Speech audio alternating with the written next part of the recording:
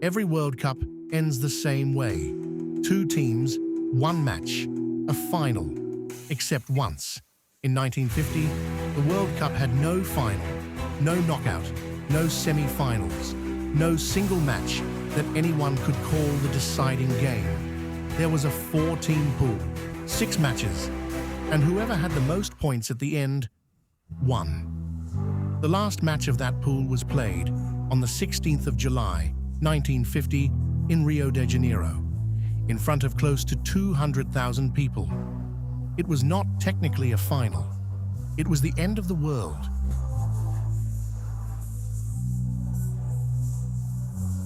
The last World Cup before this one was in France. 1938. Italy won it, then the world ended. 1942, cancelled. 1946, cancelled. 12 years, no World Cup. When FIFA finally awarded the 1950 edition, they gave it to Brazil. That decision came in 1946, at the first FIFA Congress held after the war in Luxembourg. Not every nation that qualified made it. India qualified by default. Burma, Indonesia, and the Philippines all withdrew. Then it pulled out too, citing travel costs, too little training, and FIFA's late notice. Scotland withdrew. They had finished second in the British Championship and decided that was not good enough. Turkey withdrew. France withdrew. The Soviet Union did not enter. Argentina boycotted. 13 nations arrived in Brazil. The tournament began.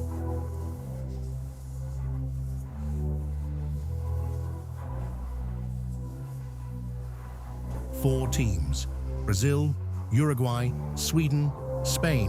One group. Each plays the other once. 6 matches. No semi-finals. No final. Whoever finished top of the table were champions of the world. It is the only time the World Cup has ever been decided this way. Uruguay opened against Spain. They could only draw 2-2. Not the start of a side that had to win everything. Then Brazil played Sweden, 7-1. The next morning, the newspapers in Rio didn't wait for the tournament to end. They printed it already. Brazil, champions of the world. The tournament was not even finished. They had already decided how it ended. Then Brazil played Spain, 6-1. 13 goals in 2 matches. Brazil were not playing the same sport as anyone else in that group.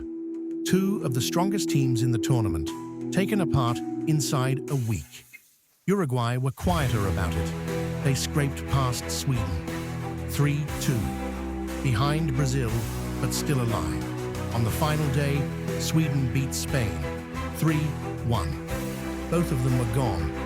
And it came down to a single match. 1 game for everything. Brazil had won both their matches and dropped nothing. Uruguay had taken a win and a draw. Brazil, 4 points. Uruguay, 3. The whole tournament, the whole country, now rested on one afternoon.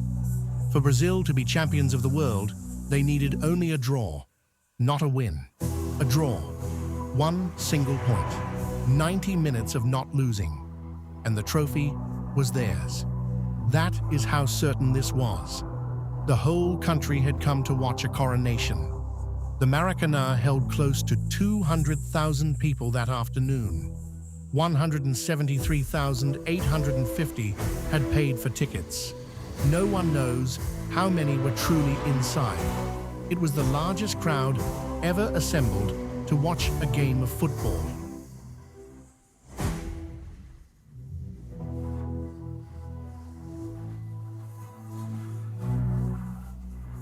Before the decider, this tournament had already produced the greatest upset in the history of the World Cup.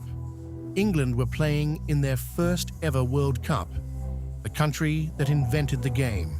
Heavy favorites, expected to win the whole thing. They were drawn against the United States in Belo Horizonte, a team of semi-professionals, a postman, a dishwasher, a Haitian immigrant, named Joe Ghiggia. 37th minute. A cross came in. Ghiggia threw himself at it, head or shoulder. No one was ever sure. And the ball was in the net. 1-0. England pressed. The ball hit the post. Their goalkeeper saved everything. And the final whistle went 1-0. The United States had beaten England, and it is still the greatest shock the competition has ever seen. Years later, Joe Ghiggia went home to Haiti. Under the Duvalier regime, he was arrested by the secret police, the Tonton Macoute. He was never seen again. Brazil entered the final pool having already served notice. Sweden, 7-1. 13 shots, 7 goals. Sweden's goalkeeper made over 30 saves and still picked the ball out of his net 7 times. Then Spain, 6-1. 13 goals in 2 matches. 2 strong European sides, beaten by a combined 13 goals to 2. Their centre forward was a man named Adamir.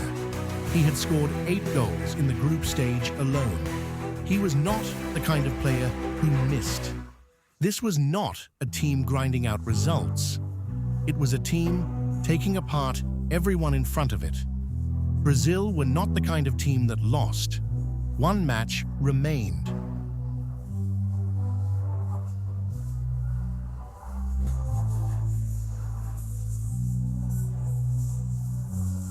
The Maracanã was built for this, not as a figure of speech. Brazil built it for this World Cup. Construction began in 1948. 2 years of concrete, steel, and ambition. The stands were still being finished when the tournament began. At the time, it was the largest stadium on Earth. 155,000 seats and standing room for tens of thousands more. The average ground in Europe held 50,000, 3 times the size of anything Europe had built. Brazil hadn't built a stadium. They'd built a monument to a victory they hadn't won yet. Brazil's 11, Barbosa in goal, Augusto and Juvenal, Bauer, Danilo, Bigode. And up front, Friaça, Zizinho, Adamir, Jair, and Chico. Adamir had already scored 9 goals in the tournament. 9. Uruguay were built differently. A team, not a collection of stars. Their captain was a man named Obdulio Varela. That morning, Varela found the newspapers, the ones that already called Brazil champions. He carried them into the dressing room and held them up in front of his teammates. He let them read. He told them, "Nobody out there believes we can win today. Good." For 47 minutes, no one scored. Brazil pressed. 200,000 people willing the ball into the net. Then, Friaça. A diagonal run, the ball played through, the finish at the near post. Brazil 1. Uruguay 0. The Maracanã erupted. In the press box, they were already writing the celebration. But on the pitch, Obdulio Varela picked up the ball and walked slowly to the referee.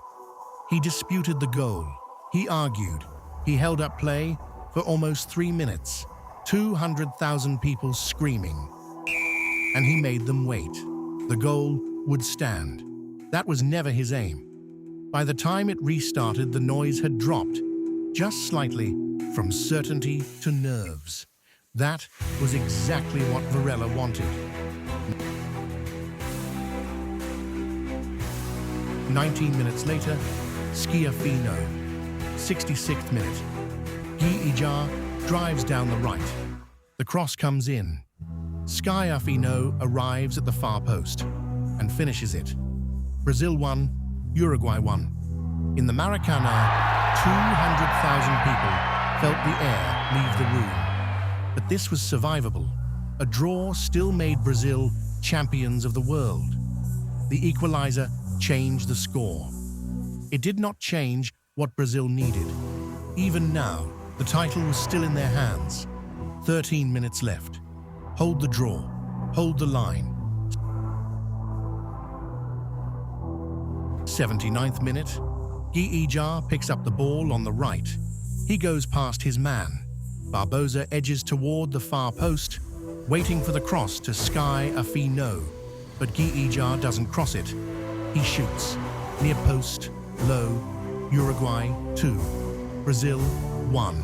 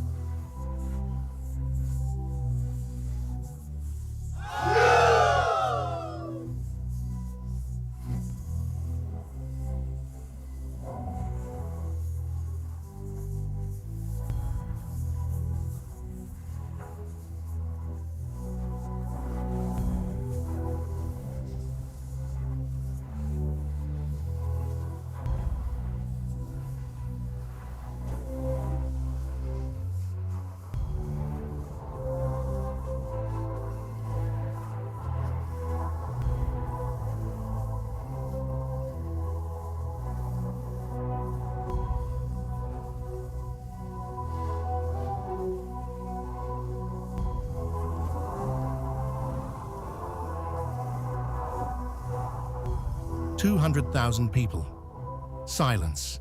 Not the silence of a stadium emptying, not the silence of an event ending. It was not a silence anyone in that stadium had heard before. The silence of a wound.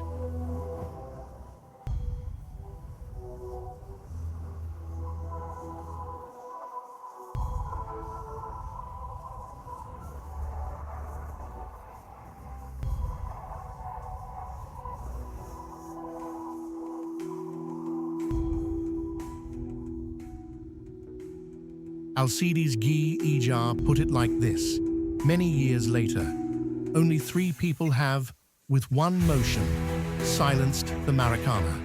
Frank Sinatra, the Pope, and me.